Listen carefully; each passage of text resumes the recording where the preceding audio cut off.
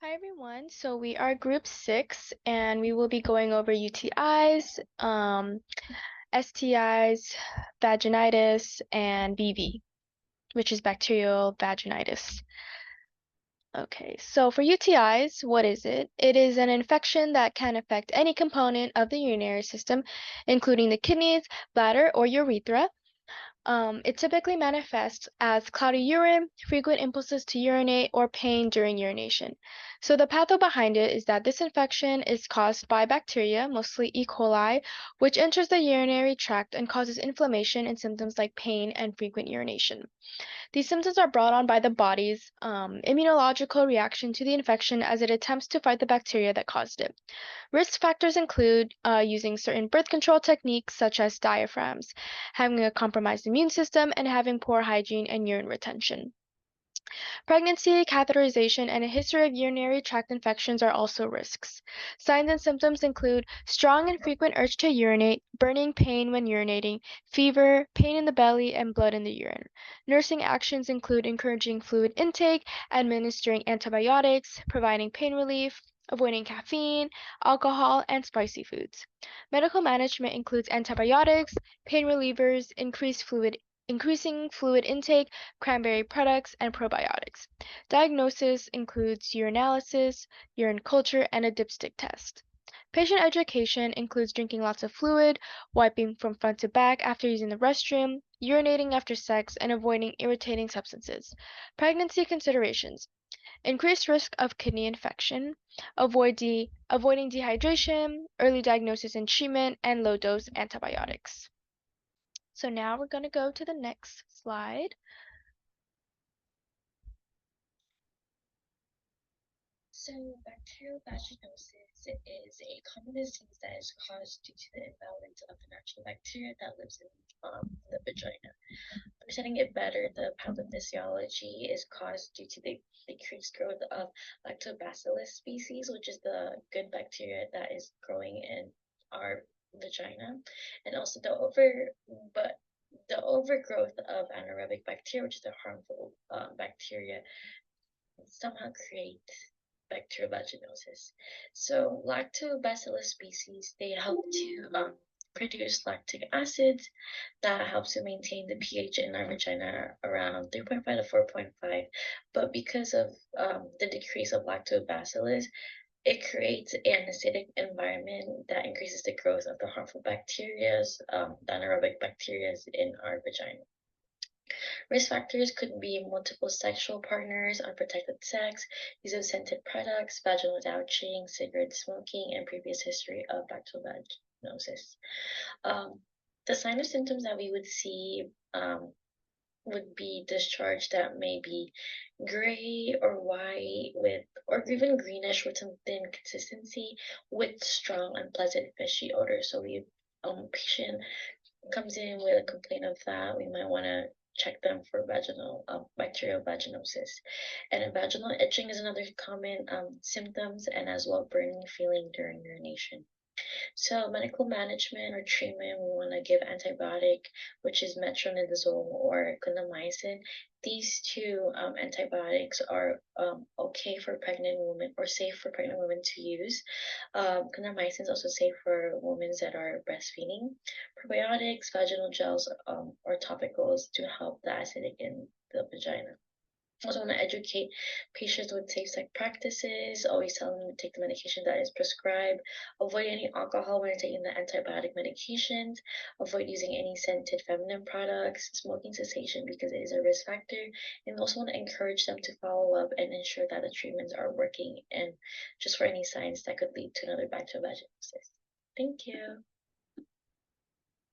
So bacterial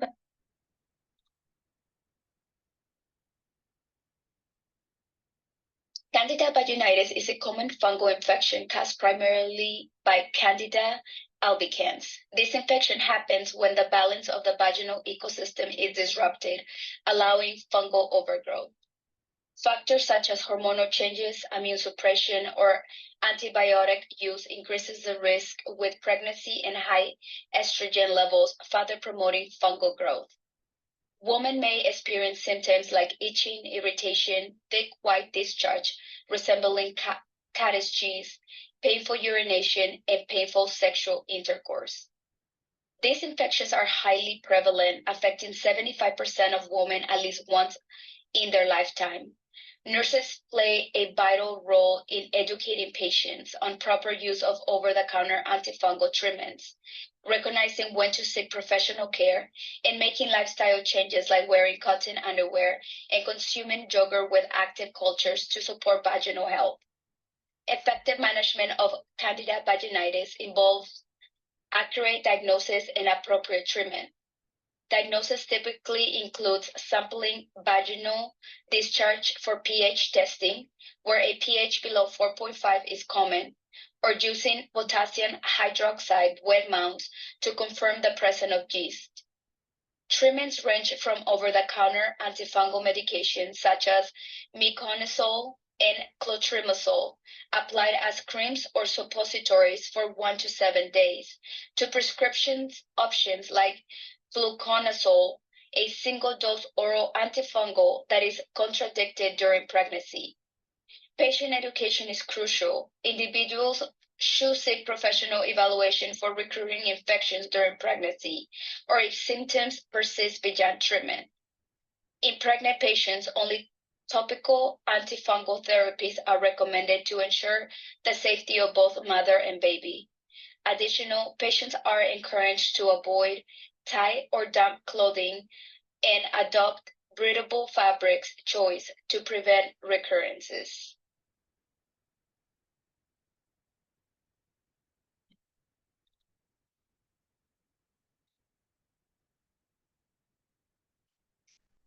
Sexually transmitted diseases or STIs, sexually transmitted infections, those are synonymous.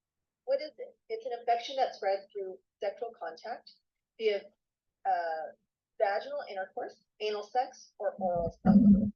They are a major public health challenge in the United States.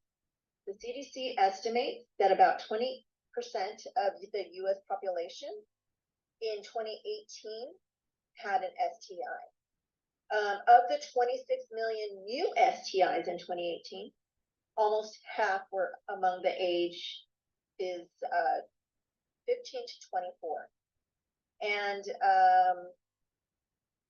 the pathophysiology, there are various pathogens such as bacteria, viruses, parasites, and fungi. They enter through the body through microscopic abrasions in mucosal membranes. They can be transmitted via sexual contact, IV drug use, and mother-to-child transmission. Through when it's mother-to-child transmission, it can be during pregnancy, childbirth, or during breastfeeding. Now, the pathogens, the names of them, the STDs, that's an umbrella term.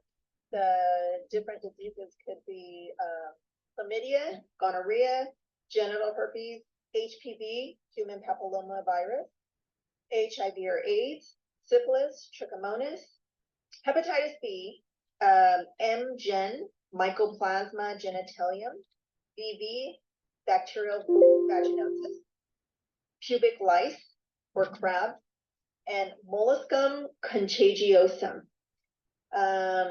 These STDs affect women of every socioeconomic and educational level, age, race, and ethnicity.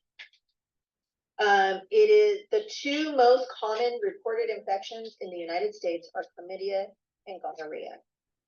Okay, so when we were talking about the pathophysiology, pregnancy does not provide protection for the woman or for the baby. STIs can be serious and even life-threatening for the woman and the baby. Intrauterine STIs have a severely debilitating effect on the woman, their partners, and fetuses. The key risk factors is unprotected sex, multiple sex partners, new sexual partners, and IV drug use. The primarily affecting women ages 15 to 24. And the medical management of STDs is prevention, early detection and control.